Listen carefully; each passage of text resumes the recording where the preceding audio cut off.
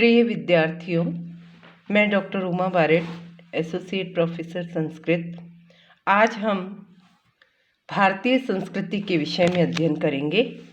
जैसा कि सभी जानते हैं, संसार की समस्त संस्कृतियों में भारतीय संस्कृति का मूर्धन्य स्थान है। किसी ने लिखा है, यूनान मिस्र रोमा सब मिट गए जहाँ से, क्या बात है कि हस्ती मिटती नहीं हमारी।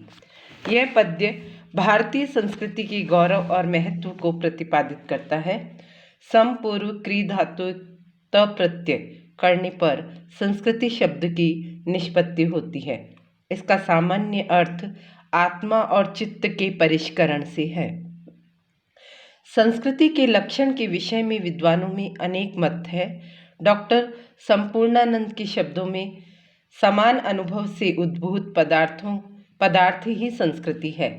श्रीमान राजगोपालाचारी जाति, राष्ट्र, समाज अथवा शिष्ट जनों में विचार, वाणी, क्रियाओं में व्याप्त रूप को ही संस्कृति कहते हैं। प्रकृति के विधानानुसार संस्करण की पद्धति ही संस्कृति है। संस्कृति मानव जीवन की अपूर्व शक्ति है। पवित्र कहने वाले साधनों की स्वच्छ विभूति है। राष्ट्र की आदर्श गौरवमयी मर्यादा स्वतंत्रता की प्रतिष्ठा है। वहीं सुख को प्रदान करके हमारे चित्त को सदा आह्लादित करती रहती है, प्रसन्न चित्त रखती है। दुर्भावों को दूर करके सद्भावों सद्गुणों का संचार करती है।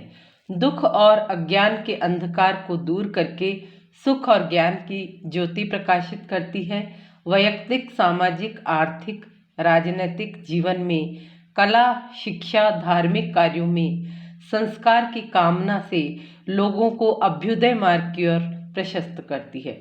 डॉक्टर मंगलदेव के शब्दों में संस्कृति का रमणीय स्वरूप दृष्टिगोचर होता है।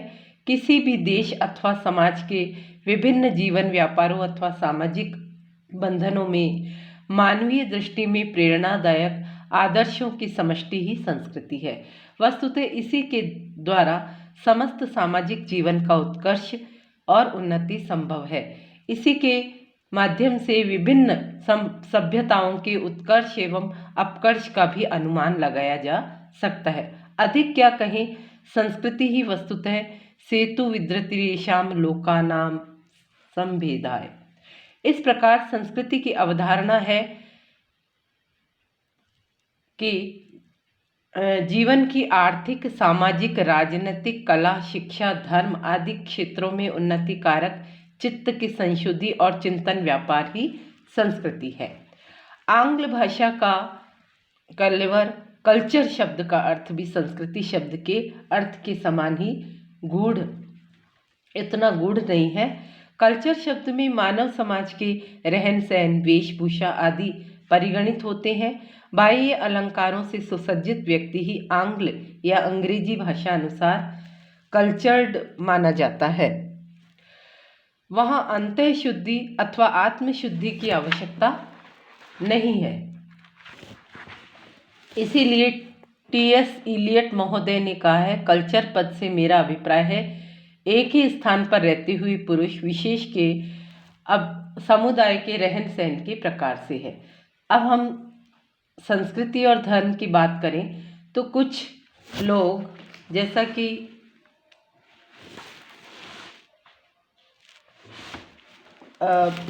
कहा गया है कि डॉक्टर मंगलदेव के शब्दों में संस्कृति का रमणीय स्वरूप हमें देखने को मिलता है। किसी भी देश अथवा समाज के विभिन्न जीवन आधारों, व्यापारों, सामाजिक बंधनों और मानवीय दृष्टि की प्रेरणा ही संस्कृति कहलाती है।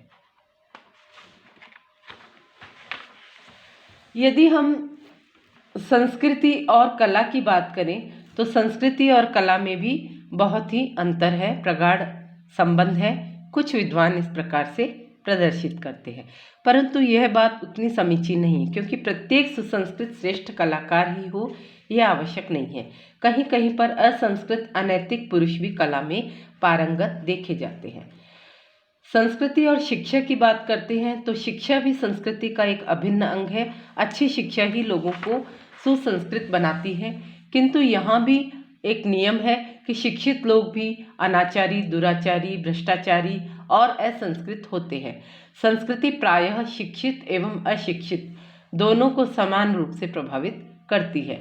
अब यदि हम संस्कृति और सभ्यता की बात करें तो संस्कृति और सभ्यता दोनों एक दूसरे से इतने संबंधित है, इतने एक दूसरे से ओतप्रोत है कि कुछ तो इसमें अभिन्नता मानते हैं, लेकिन यह भिन्न है।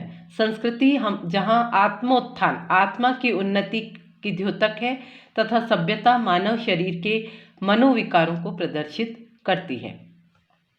संस्कृति मूलतः अंतः तत्व है, जबकि सभ्यता बाह्य तत्व। सभ्यता शब्द सभ्य पद से मिला है और सभा में साधु सभ्य पद से इसकी व्युत्पत्ति होती है। अतः सभ्यता तो सामाजिक गुण है। हमारा बाह्य अलंकरण, वेशभूषा को ही लोग सभ्यता में परिगणित करते हैं, और संस्कृति अंतः गुणों का इसमें समावेश होता है। डॉक्टर संपूर्णानंद के शब्दों में संस्कृति आंतरिक अथवा मानसिक है, सभ्यता भौतिक अथवा बाह्य होती है। संस्कृति बहुत समय के अभ्यास के पश्चात ग्रहण की जाती है, जबकि सभ्यता का हम शीघ्र ही ग्रहण कर लेते हैं। संक्षेप में सभ्यता संस्कृति में अंतर्निहित होती है। संस्कृति और संस्कृत साहित्य भी एक दूसरे से उत्प्रोत है। इनके कथनानुसार भारतीय संस्कृति और संस्कृत साहित्य परस्पर एक दूसरे पर आश्रित है। विश्व प्रसिद्ध भारतीय संस्कृति और संस्कृत साहित्य में सन्निहित है, इसका विरोध नहीं है। भारतीय साहित्य को पक्षपात रहित देखा जाए तो संस्कृति रूपी सरिता कितने समय से प्रवाहमान है, यह बात स्पष्ट हो जाती है। भारतीय संस्कृति का उद्गम एवं प्रवाह केवल संस्कृत साहित्य से ही ज्ञात होता है, क्योंकि हमारी जो सबसे प्राचीन भाषा संस्कृत भाषा मानी जाती है, जिसे देववाणी भी कहा जाता है, तो आदिकाल से ही संस्कृत साहित्य में ही हमारी भारतीय संस्कृति जो वास्तविक संस्कृति है उसमें वर्णन मिलता है, और उसी के अनुरूप ही हमारा समाज बना है, ऐसा विद्वान मानते हैं। भारतीय विद्वान भी इस बात का समर्थन करते हैं, और भारतीय ही नहीं अपितु जो आंग्ल विद्वान है, पाश्चात्य विद्वान है, वे भी इस बात को स्वीकार करते हैं। मूलतः संस्कृत भाषा ही सभी भाषाओं की आदि भाषा होने से यह बात सिद्ध होती है।